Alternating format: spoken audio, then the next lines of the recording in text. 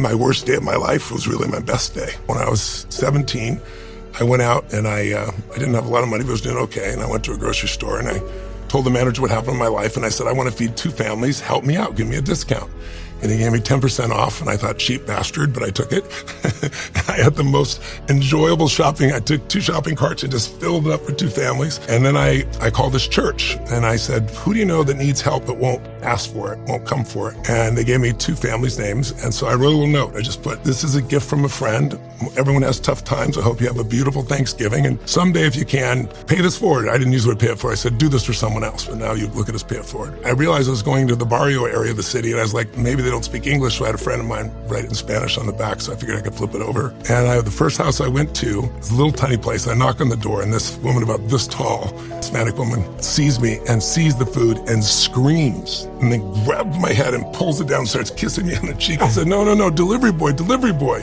And she said, and I pulled out the note and I flipped it over in Spanish and she read it and then she started to cry and she goes, and she started giving me kissing. I said, no, delivery boy. She goes, no, gift of God, gift of God. And I'm trying not to cry.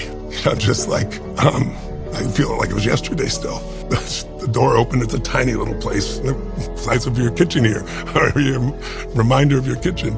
And I was so excited to set food down, all of a sudden I heard screams, and then next thing I know, I'm hit by one and then by another 4 boys. And one hit one leg, one hit the other.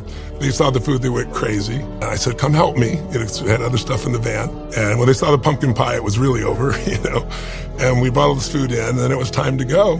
I'm looking through the mirror, and I just started crying uncontrollably. I'm like, why am I crying so bad? This is such a beautiful moment. And then I just realized my worst day of my life was really my best day. The day that was the most painful to me, because that father is the one he adopted me. I carry his name.